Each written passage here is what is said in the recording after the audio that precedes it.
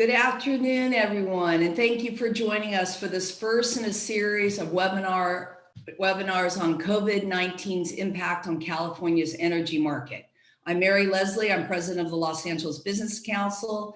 Today, there's going to be over 300 participants joining us to discuss how the crisis is impacting our ability to move forward during this unprecedented time to build a cleaner future. Today's webinar is sponsored by 8 Minute Solar Energy. We want to thank our member, Tom Budenbaugh, President and CEO of 8 Minute Solar Energy, for participating today and sharing his expertise. Joining him will be CPUC Commissioner Leanne Randolph and Senior Assistant General Manager of Power System Engineering, Planning, and Technical Services, Reiko Kier. As you know, the LABC has long been a supporter of sustainability and clean energy and believe it is a smart solution to tackling climate change and creating good paying jobs. We supported early climate legislation, including Governor Schwarzenegger's Million Roofs, also the SB 32 that moved us to 33% renewable energy goal, and most recently SB 100 that set the goal for clean electricity by 2045. It is more important than ever that we double down on our development of clean energy and transportation to protect the health and well-being of Angelenos coming out of this pandemic. The LABC is working hard to ensure that clean energy programs move ahead. We support major solar and wind projects and local solar, such as the LADWP's feed-in tariff, and want to make sure that they are all viewed as essential services. As you know, the clean energy sector employs nearly 3.5 million people nationally, but it is not immune to the large layoffs currently seen across industries. Already over 100,000 have lost their jobs, with an estimated 500,000 by summer. So it is critical that we focus on this vital economic sector and we support it. Now, please feel free to submit your questions using the Q&A feature at the bottom of your screen, and we will get to as many of them as time permits. At the end of the webinar, Adam Lane from the LABC will share with you a short update on the latest legislations that we are tracking and hope that you will join us in supporting. Kicking off today's presentation will be Tom Budenbaugh, President and CEO of 8 Minute Energy. Tom came to LA, well, over 3 decades ago to study at Caltech and decided to never leave. And we're quite grateful that you did not leave, Tom. He founded a solar energy development company, 8 Minute Solar Energy, whose solar power plants provide about 10% of LA's energy demand each day. 8 Minute is also the company behind the record-setting Elan Solar and Storage Project with LADWP in Kern County. Elan is a testament to our city's leadership in the energy transition. To date, it is the lowest cost, large-scale solar and storage project to deliver clean, fully dispatchable power day and night. So it is now my pleasure to introduce Tom Budenbaugh, who will begin today's discussion. Tom. And the Los Angeles Business Council for hosting this webinar. These are certainly unprecedented times, and it's important that we get together to share knowledge and give each other perspective on what is going out there in the world we're in. I'm on the board of the Solar Energy Industry Association, and I thought it would be helpful to share some data from the larger solar industry, not just our company. In general, the solar industry, like many other sectors, has been hit by the coronavirus pandemic. So we're not insulated from that. You may have seen reports that renewable energy in general has been faring better than the certainly the oil and gas sector, but better does not mean necessarily a good. So, you know, we're seeing demand dropping and energy prices going down. So we as well are impacted by what is going on in the world around us. Until a few weeks ago, we were one of the fastest growing sectors in the US as an industry. Our deployment as an industry grew 50% year over year. That pretty much has come to a grinding halt right now. Projects are still getting completed, but the volume is significantly down. And this year we may see a reduction in volume of new solar plants being built anywhere in the teens to maybe 30%. There has been some supply chain disruptions um, that have triggered that, and we're seeing normalization in that again. I'll get back to that in a moment here. What um, as a company, 8-Minute, we're fortunate in the sense that we're in a very strong financial position. We had a very successful first quarter, and we've closed a new funding with the University of California Regents investment pool earlier this year. So I'm glad we got that all done early this year. Right now, the financial markets, as you can imagine, are worried about protecting their investments, and nobody right now is looking at new investments.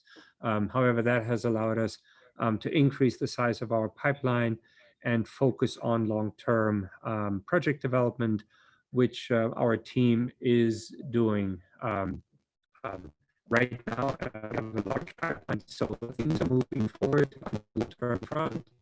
However, we do have projects under construction right now, both in Texas as well as in California. For example, the lowest project in California, where is the uptake.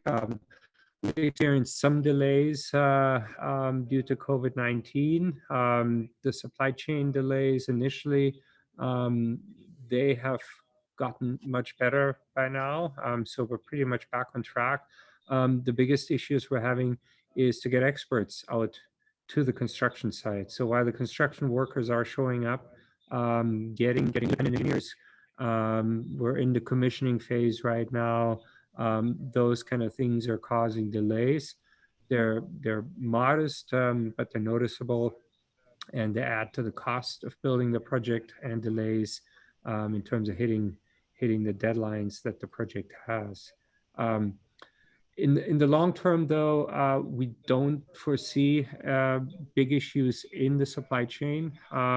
We are currently seeing actually, to some degree, prices falling in the supply chain.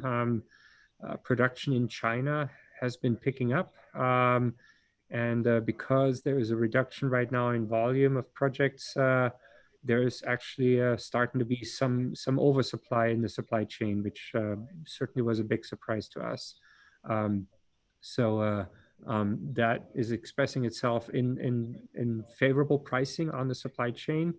All of the major components seem to be available. There's more issues with kind of odds and ends of small components and stuff that you normally don't think about, where some factory in the Midwest making some specialized cable may not be operating right now, and you start seeing delays due to that.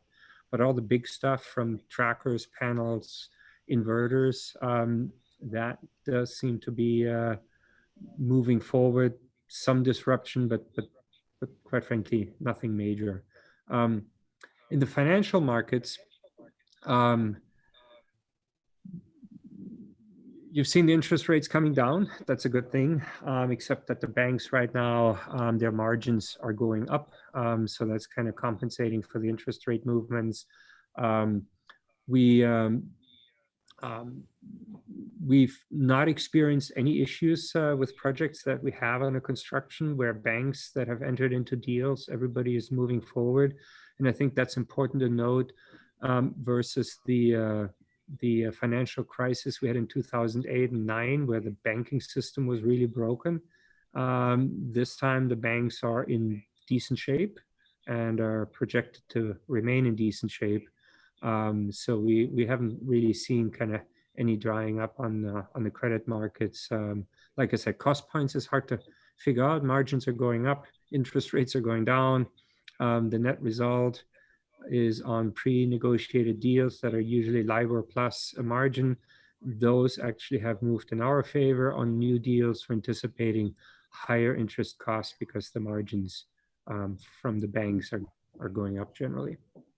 The one sector where I would say this has been a little bit of an issue for us is tax equity, and we're working right now with lobbying in Washington to see if we can ease up the tax equity supply by having direct pay or cash grants back in action.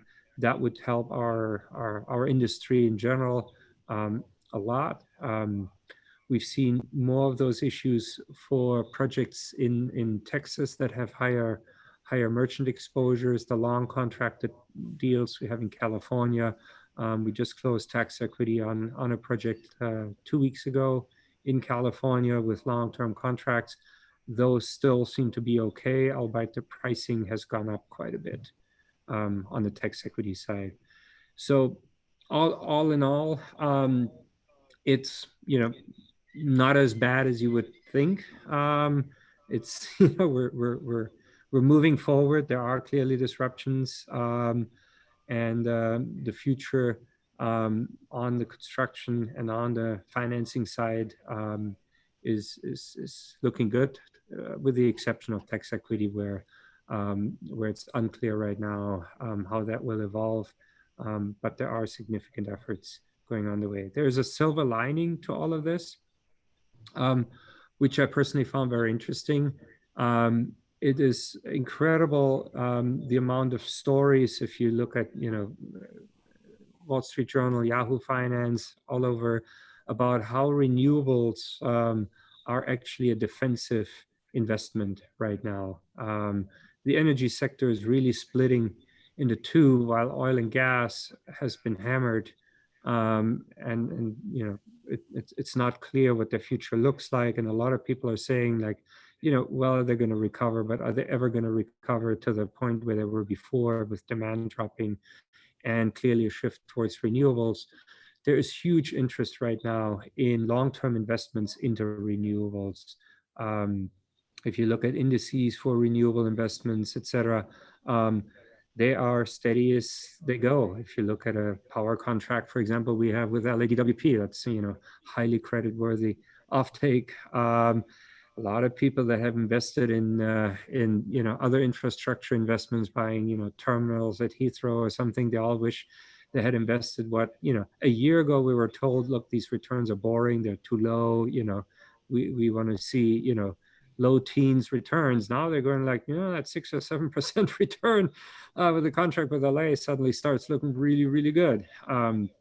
So there's a dual movement, both from ESG investments, where more and more folks want to invest into clean energy and into what, quite frankly, is long-term the future in the energy market, right? With solar plus storage now being cheaper than fossil fuel in many areas. It's clear that the days are counted or numbered for the fossil fuel industry in the long term. So they're both ESG movements as well as kind of just rational, good investor sentiment. Plus now, and that is new, on top of it, the fact that investments in renewable energy power plants is a very defensive. Doesn't mean we don't get a little bit of a haircut right now, but compared to the rest of the world, we are starting to look really good. And that really is a silver lining. We've had multiple requests from folks to say, hey, how do we invest in your future? We want to be long-term power plant owners. We like this low risk, low return profile suddenly. It's not sexy, but right now it's very popular. Well, Tom, thank you. That's actually quite good news. Low risk, low return. We'll come back to that. But next, we're joined by Leanne Randolph, Commissioner at the California Public Utilities Commission since 2015. We've had the pleasure to work with her when she was Deputy Secretary at California Natural Resources Agency and since becoming a CPUC Commissioner. Leanne has educational roots in Los Angeles, having received her bachelor's in law degrees at UCLA, and she has been leading the CPUC proceedings on renewable energy, and the commission will be addressing the high-profile PG&E bankruptcy case scheduled for next month. I want to note that due to strict ex parte rules for CPUC commissioners, however, Leanne is unable to answer questions on specific open proceedings that are before the commission. So it is now my pleasure to introduce Commissioner Randolph. Thank you so much, Mary. And I will go ahead and start with the slides as well, and when those are ready. I really want to, first of all, thank you for having me. I'm excited to participate in this discussion. And I really kind of want to echo Tom's point that, you know, we are really looking at the long game here. In our, you know, the state of California has no intention of backing off of our aggressive climate change goals. And so we at the CPUC are continuing our work in that area. Last month, we adopted a decision in our integrated resources planning proceeding, which looks to the planning up to 2030. We adopted a decision that requires load serving entities, which include investor-owned utilities and community choice aggregators, to create portfolios and submit those portfolios to us later this year to plan for both a 46 million metric ton reduction in GHG emissions by 2030. And also we asked them to submit an alternative portfolio that would result in a 38 million metric ton reduction in GHG emissions. And as you can see from this chart, even the 46 million metric ton portfolio results in a significant build out of renewables, 25 gigawatts of renewable resources by 2030, including 11 gigawatts of utility scale solar, 8.8 gigawatts of battery storage, 2.8 gigawatts of wind, and 1 gigawatt of long duration storage. And all of that development, we hope, will be a key economic driver as we deal with these challenging economic times. And we're also continuing to work closely with the California Energy Commission and the Air Resources Board on SB 100 implementation. We had a series of workshops this year because one of the statutory tasks under SB 100 is for all of these agencies to report to the legislature about our progress towards 2045 goals. So we are continuing to work on that and keep an eye towards SB 100 goals as we do our continued work. So let's go to the next slide, and I'll spend some time talking about COVID-19 impacts.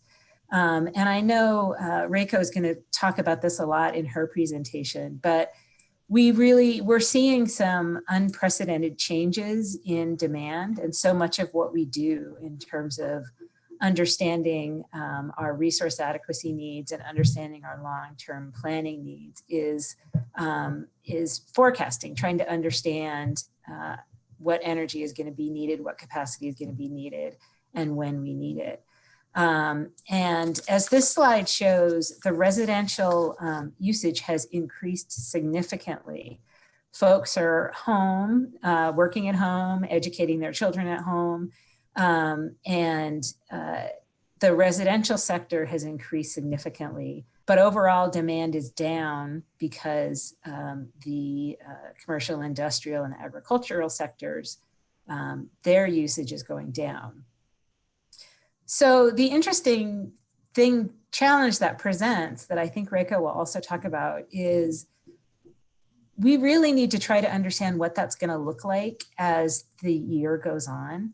As we start to open the economy back up and as patterns start to change, we are going to need to understand what it means if you have a lot of your workforce still working at home, but your schools have opened up and maybe some of your agriculture and manufacturing has opened up, but you still have a lot of people using a lot of residential load. Some of the conversation around schools opening up is having certain kids there certain days and other groups of kids home other days. And if that kind of strategy is implemented, then we could have high demand in multiple sectors at the same time. So that's going to be a really interesting issue for the independent system operator and for other balancing authorities like DWP. On the next slide, I'm going to spend a few minutes talking about customer-facing issues we're dealing with at the PUC. As you all know, there's just a lot of economic pain out there. And so the commission has really made an effort to try to reduce that impact on customers. So one of the things we did is in the climate credit program, we accelerated payments to customers. So as some of you may know, the climate credit is a rebate that customers get, and the funds are the payments that from cap and trade that power plants, natural gas providers are required to pay for carbon pollution credits. And so those are rebated to the customer twice a year. So what we did is we accelerated those payments so that the customers could feel the benefit of those rebates earlier in the year at a time when they're really just coping with high electricity bills and gas bills as they're working at home. We ordered a moratorium on customer disconnections and have instituted various measures to ensure that customers are aware of rate relief opportunities we have. For instance, in the CARE program, which is the California Alternative Rates for Energy, that program provides for a 20 to 35% discounts on utility bills. And we asked the utilities to do significant outreach to their customers so that they were aware of that program, because there are likely many more people eligible for this program. And that outreach is having an effect. In PG&E and Edison's territories, the enrollments in the CARE program have skyrocketed. And we suspect that we will see that in the SDG&E territory as well. But so far their data, we believe, is sort of reported on a different cycle, so it hasn't quite shown up. So we're going to keep an eye on their data. But we're really seeing that impact in other IOUs. So, you know, it's unfortunately a sign of the pain that's out there, but at least we're able to help and provide some amount of relief.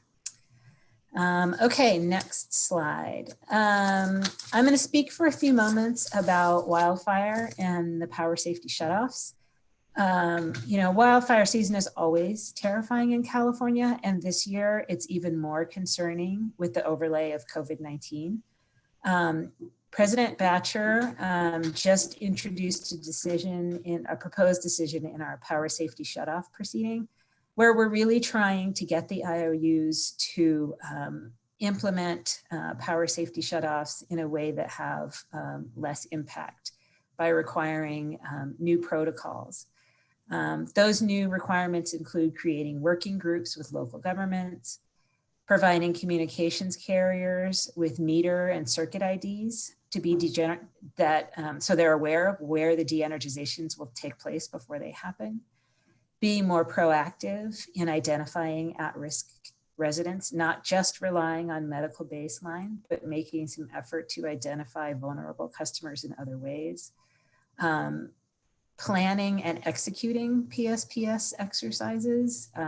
It's a key principle of good emergency planning that you need to run drills and understand what's going to happen so folks know what to do. So we really want to increase that. We want to increase the planning around community resource centers. And most importantly, we want them to restore service within 24 hours of a PSPS event.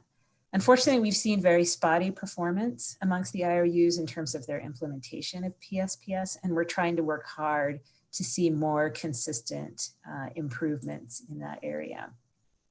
So those are some of the issues that we are dealing with at the PUC right now, and I look forward to the Q&A portion of today.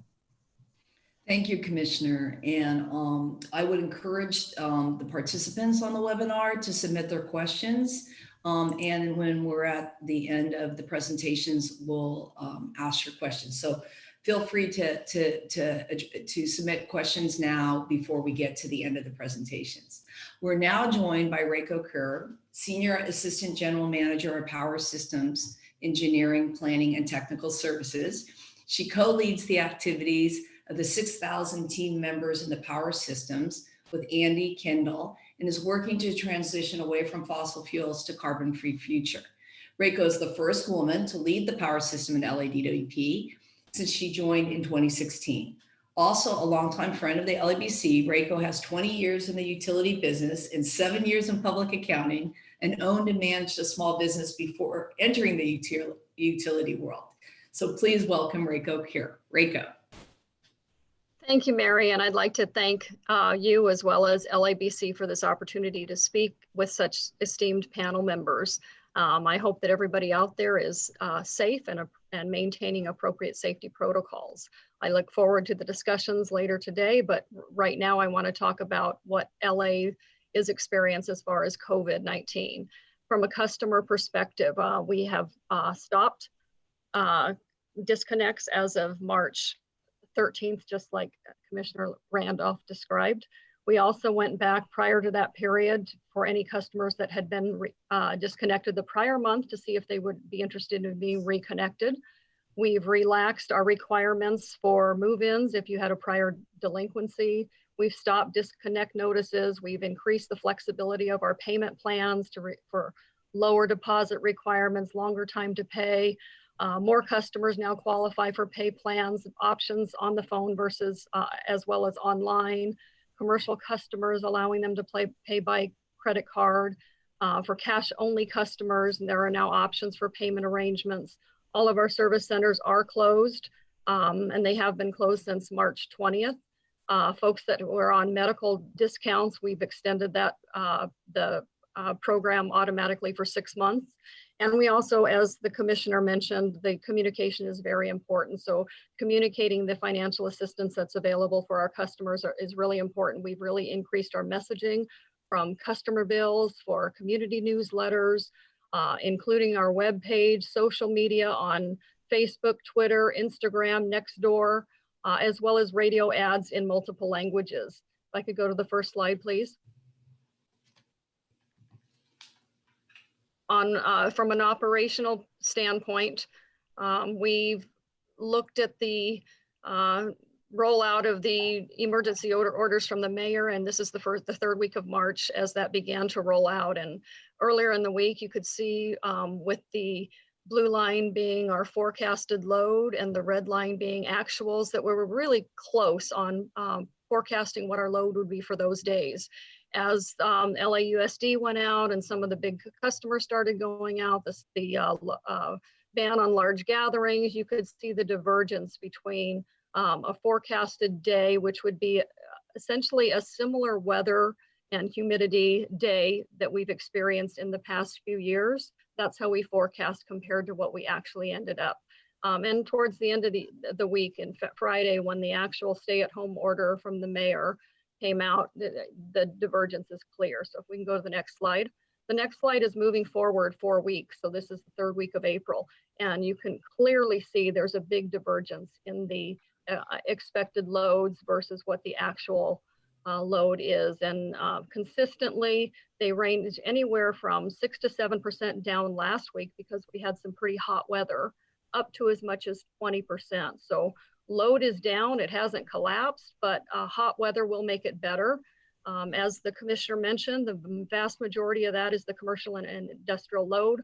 We're seeing about a 2 to 4% pickup on the residential side, mainly because folks in your homes, there might be an extra computer, an extra TV, and maybe a few lights, but those are pretty energy efficient devices, so not really having a big impact on the loads.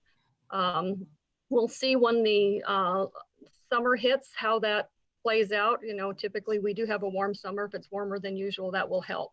The biggest challenge, as the commissioner mentioned, is understanding how long this lasts and what the ramp up for loads for the commercial and industrial when businesses can return to normal and when that actually materializes.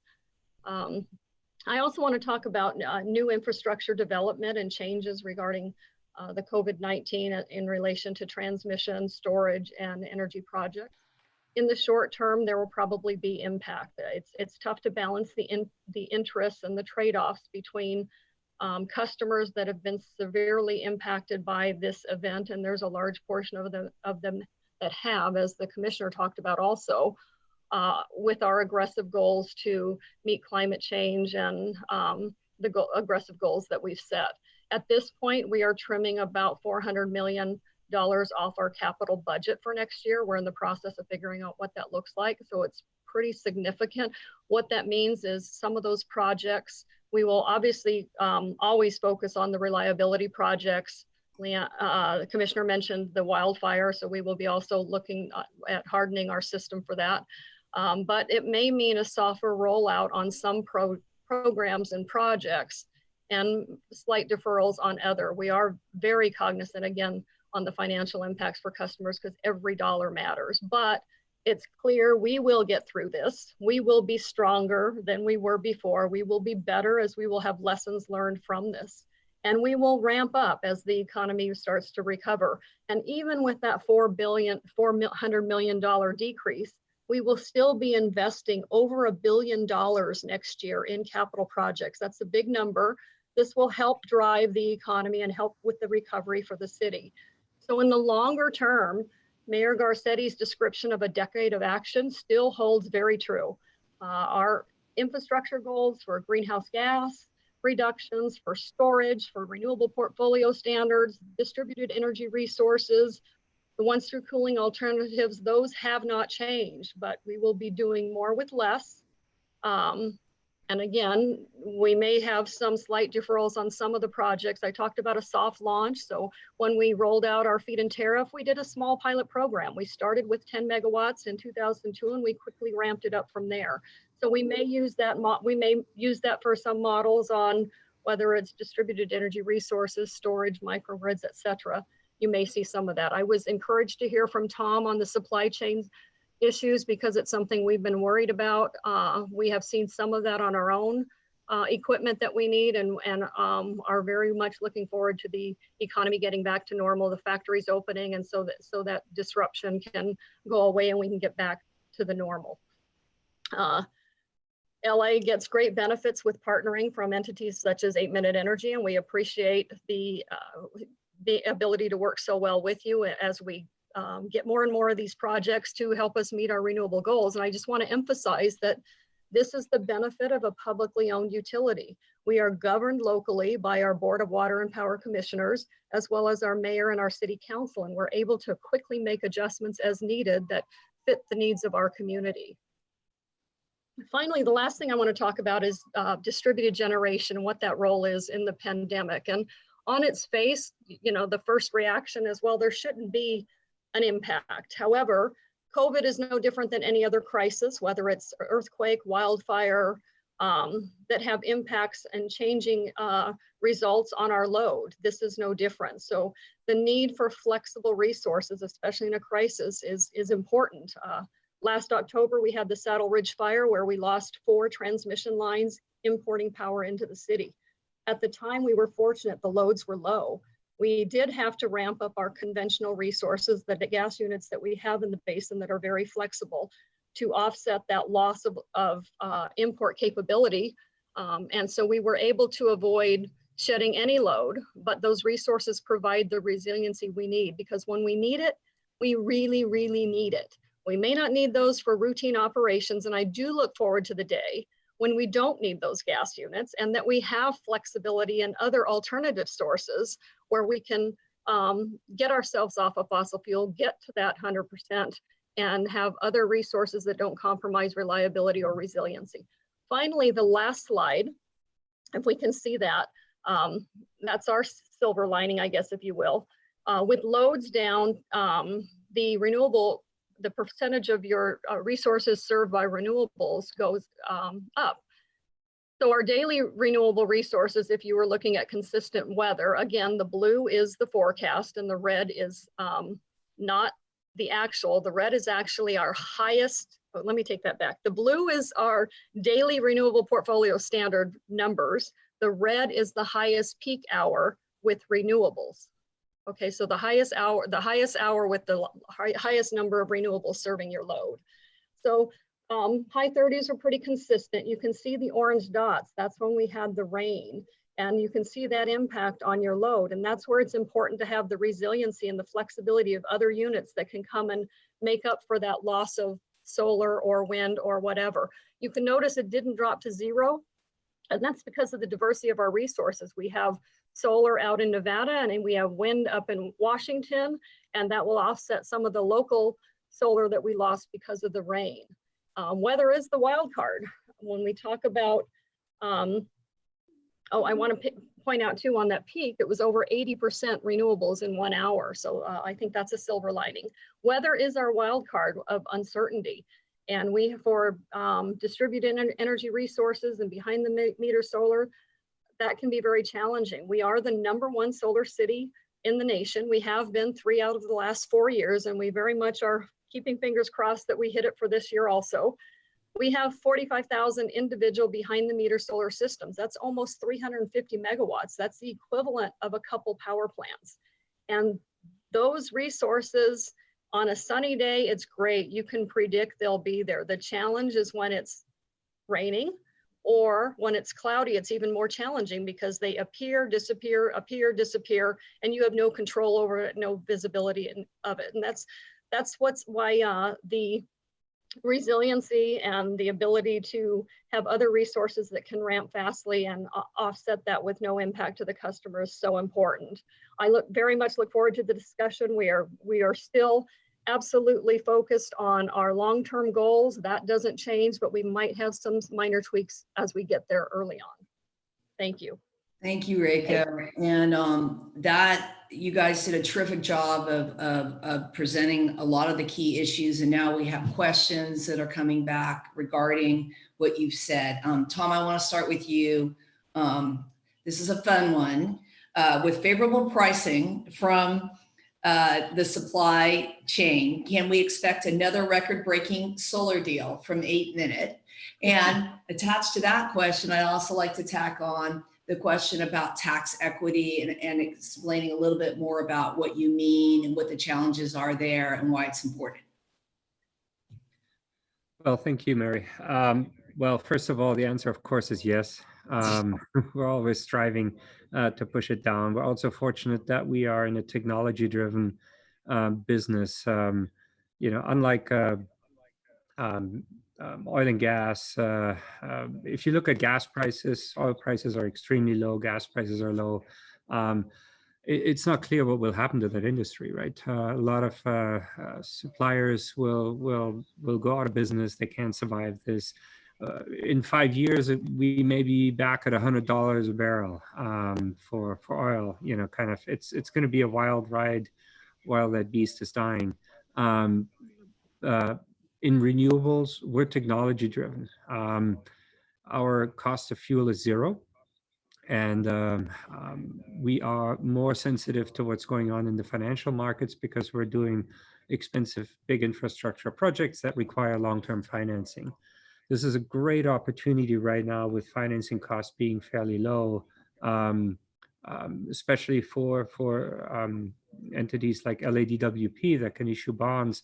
They're at all-time lows right now in the bond market. So this is a good time to invest in renewables.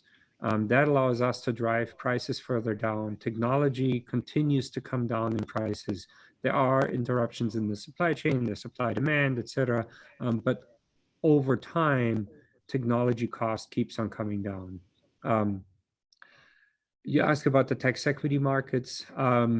Those are an exception right now out there. They're based on the profitability of corporations and banks. The profitabilities are going to be depressed We're, obviously looking at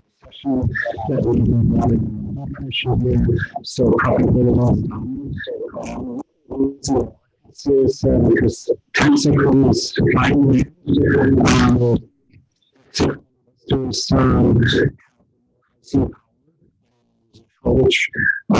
of tax equity, and they're looking to the best projects. The best projects are those that are backed by the strongest utility offtake, because that's where the money comes from, right? So LA will pay their bills.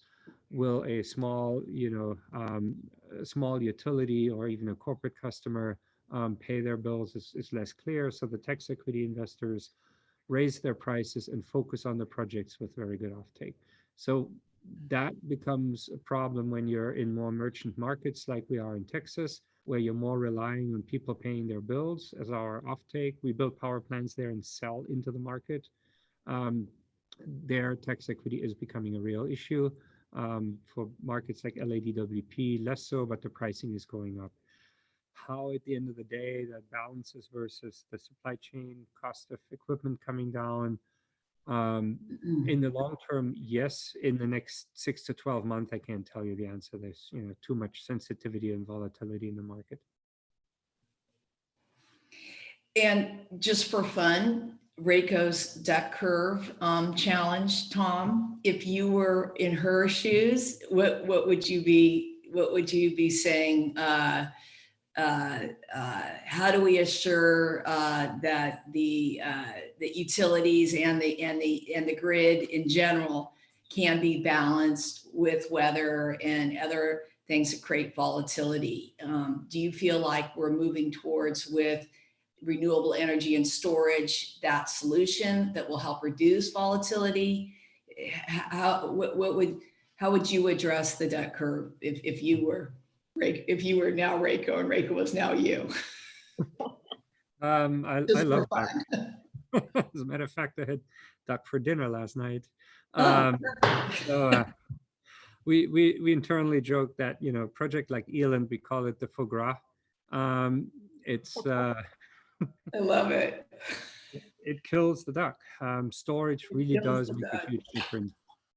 And solar is great, but you need to have some solution to the intermittency of solar, both day and night, as well as bad weather, etc. So bringing on large amounts of storage actually doesn't just solve the problem of the duck curve, but it will give us a much more stable utility.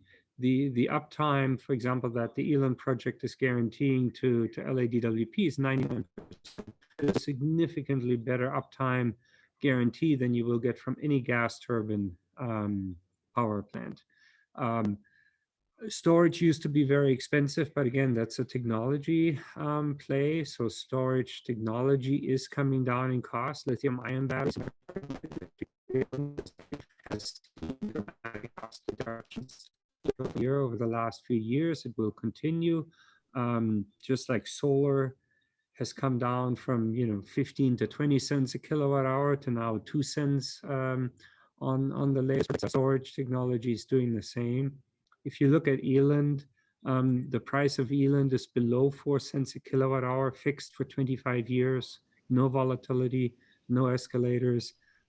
We can do that with storage technology today. We couldn't do that 5 years ago.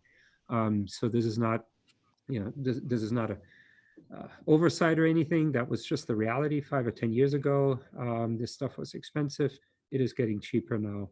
And the large deployment of solar, both the large deployment of battery energy storage systems, both with our power plants as well as on the distribution side, will harden the grid and long-term provide for more reliable, more predictable.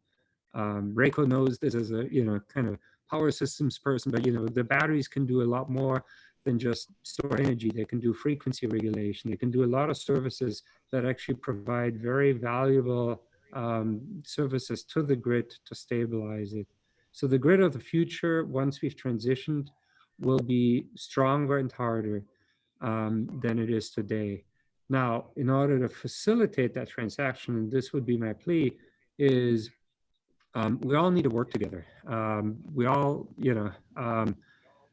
we're all going to benefit from this transition to a clean energy future. But that does mean that a utility like LADWP, and this is true for all other utilities, we need to have a significant investment into our infrastructure, and we need to allow for that investment to go forward. It is a very slow, painful, and expensive process to build out our transmission system, especially within a city like Los Angeles. It's very hard. And as a community, we really need to get together and say, look, nobody wants to have construction next to them, but we got to do it. We got to build a better world, and we got to all work together and help each other make that happen, to have a better future that is based on clean energy at a lower cost than burning fossil fuel.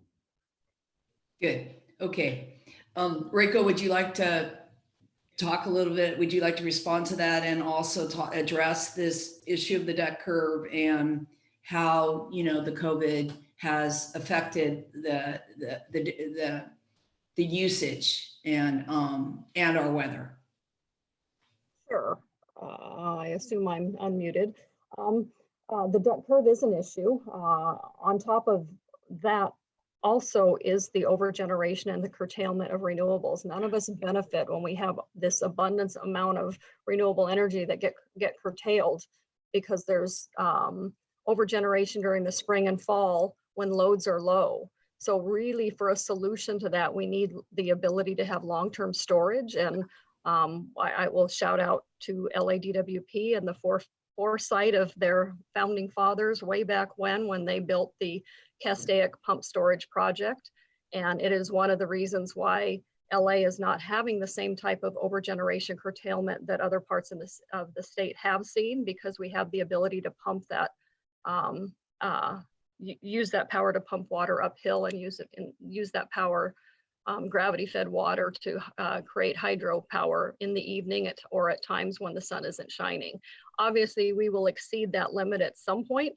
So we are looking at other creative and innovative solutions. We are converting our coal plant in Utah to a plant that will have the ability to scale to 100% hydrogen usage.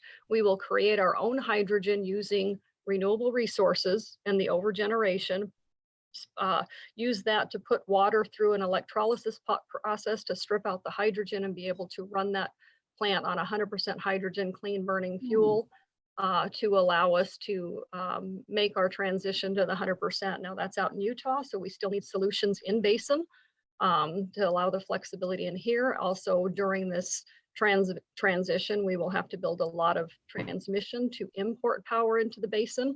So this provides additional flexibility and resilience until we get the additional import capability. Yeah. So it's like storage. You need a portfolio of storage, short, medium, and long duration. So Tom's right on the ability of having the storage with the solar to help on the day-to-day, but there's a bigger issue on the springtime and fall when you have a significant amount of overgeneration and curtailment of renewable resources that is just wasted energy. And Reiko, you're right. You're unique. The DWP is unique with Castaic. That pump storage gives you a lot of options on how to diversify. But I'd like to go back to Commissioner Randolph now. There's several questions that are being asked, Commissioner. One is just a basic question about what the CPUC can do in terms of providing financial relief to energy providers of any kind, and also questions regarding this increase in costs for the average consumer. Will there be any distinction moving forward of who pays which costs depending on transmission use? Commissioner? So that, you bring up two sort of issues that have interactions, right? Because whatever financial benefit we provide to renewable energy providers is a cost that ends up spreading out to all of the customers and then increases the customers' bills. So we have to balance those kind of competing public interests as well as we can. So to give an example of something that a sort of quick action we took when the COVID crisis started is we were getting feedback from our energy efficiency contractors, particularly the ones in our Energy Savings Assistance Program, which provides energy upgrades and efficiency measures for low-income residents, that their market was had collapsed because that's a high-touch industry. You need people to go out and assess, you need people to go into people's homes to install measures, and all of that work ended. And these are small companies that operate with, very relatively thin margins. And so we had to take action to kind of help those companies weather this storm. So we arranged for basically the utilities to provide some upfront financing in terms of loans to those companies to keep them afloat while they were unable to work. So that's an example of sort of, actions that we're trying to take to keep these industries alive so that as the economy gets better, they're still around to provide the services that we need them to provide. I think that's a really good example, Commissioner, that people wouldn't necessarily know exists, particularly in Los Angeles. But will you indulge me or us in an additional question, follow-up question, that is also about the COVID impacts that you oversee at the CPUC? In addition to these direct energy questions, there's a question regarding how California's poorest communities who lack access to affordable and stable internet service at this time when families, need to provide education to their children at home, what are you going to do to help, to bridge the digital divide and provide internet service in underserved areas? Yeah, that came up a couple different ways, even though I know we didn't talk about that really today about telecom. Yeah, that's a great question. I'm glad folks asked that. We have been working really hard in this area to push out California Advanced Services funding, to partner with businesses and our providers like, providers in the state like Verizon and others, to provide hotspots, to increase the access for schools. And we in the governor's press conference about a week or so ago, there was a big announcement of a program partnering with those companies to provide actual devices out in the field that my colleague, Commissioner Guzman-Aceves, has been working very hard on. So trying to cobble together the Lifeline funds and the California Advanced Services funds and working with our partners in these areas, our nonprofit partners as well, like the California Teleconnect Fund. We're really trying to be as active as possible in increasing the opportunities to bridge that divide. So President Batcher and Commissioner Guzman-Aceves in particular have been working really hard on those issues. That's good to know. Thank you for addressing that. And speaking of the California legislature and the governor, Tom Enrico, I'm wondering, there's kind of a broad question here about what the California legislature may or may not do this summer and into the fall. And are there policies and issues that you think are important for the state to be addressing right now? And if so, what are they?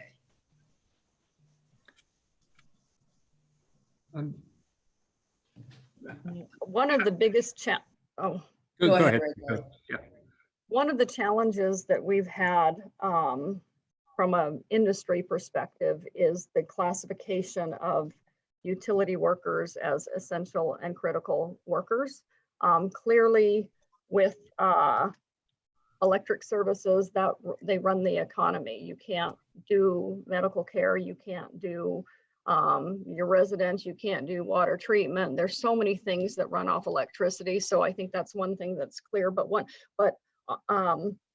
So what I would like to compliment both Mayor Garcetti and the governor is working through our local, the mayor's office and others. We have been able to get the essential workers tested.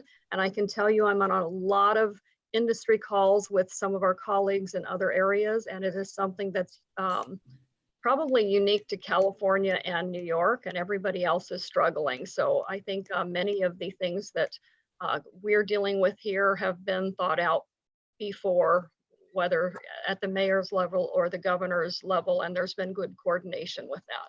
The one thing that would be helpful, and this might be at the federal level, there are programs that help utility customers with their electric bills, but those are not applicable to telecom or water or others. And so if there were some mechanism to be able to use those funds as well as an expansion of those funds, but that's more at the federal level, and that's what we're working with our trade associations to try to get those funds freed up to help those most vulnerable that really need the assistance right now.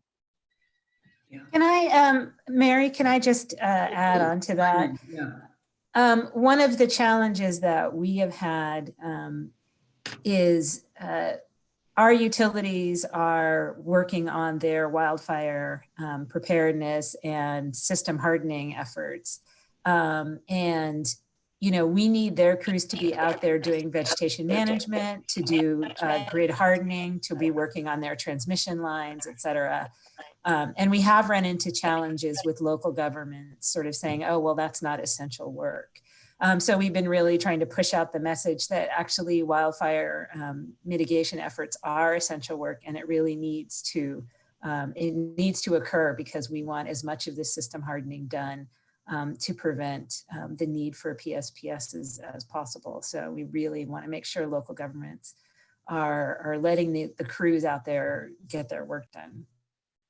Thank you. That's an important point too. Tom, do you have thoughts regarding the California legislature, the governor, I would add to that, you know, obviously the hardening of the transmission system, distribution system is very important. Thinking about approaches, how we can expedite that. But also on a different front, I think this crisis, you know, while entities like LADWP are, you know, financially sound and government owned, there's a lot of the newer community choice aggregators that are not in as fortunate a position.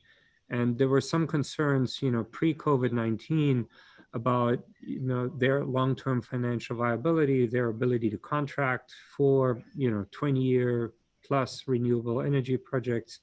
I think this crisis has made it even harder for them to be financially viable. And I think the state really needs to look at stabilizing that system and providing the infrastructure. You know, it's one thing to create a community choice entity. It's another thing to make sure that it will be successful long term. I think, you know, the model of public owned utilities is a very good model. LADWP is stable, their rates are low. LA can invest in the future. I think the rest of the market, the IOUs right now are a little bit in a whirlwind with the wildfires. The community choice aggregators are fairly new entities, many of them financially not anywhere near as strong as they need to be. So I think in addition to having created them, I think we need to also now give them the tools to be successful for the long-term future. Yeah, you're raising a really important point. That's in its infancy, really, in the middle of not one crisis, but now two. So the support for those, I think you've just given us the bridge to our next webinar. Tom, thank you so much. And I want to thank you all for participating today, and know that we support you in what you're doing and will continue to. And we thank you for your time. And I really should have said this at the very beginning. Reiko, we really appreciate what DWP has done in terms of responding to the COVID how responsibly you've acted and how thoughtful you have been to the customers in terms of anticipating and giving them flexibility with payments, and how you're anticipating now how to be able to get additional support on the water and telecom side as well. So I think you guys have been enormously thoughtful, and you've managed to keep your workforce in one piece, which is, you're right, a testimony to our mayor and our governor and their good work of making sure utility workers were a priority, and that's critical. And Tom, your timing has been impeccable, and we are very happy for you in terms of when your deals went through and when you refinanced and everything else. And I'm so glad that you're in a strong position, because this is going to be critical as we move forward. And Commissioner Randolph, we know you guys have an unbelievable role that you play for the state of California in so many critical sectors. And I know that next week's going to be a big week for you with the PG&E settlement back on your docket. And we appreciate what you do, and we appreciate that you come to Los Angeles and spend time here. And we look forward to continuing to work with you. So thank you to you all, and stay safe and stay well. And with that, I'm going to turn this over to Adam Lane to give a brief update on the legislative activities that the Los Angeles Business Council is involved with. Adam. Thanks, Mary.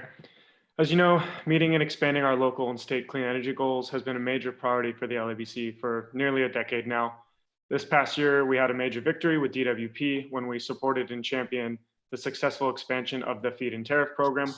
With the original FIT program meeting its full capacity of 150 megawatts, DWP and the city approved a 300 megawatt expansion of the program that was split into two components.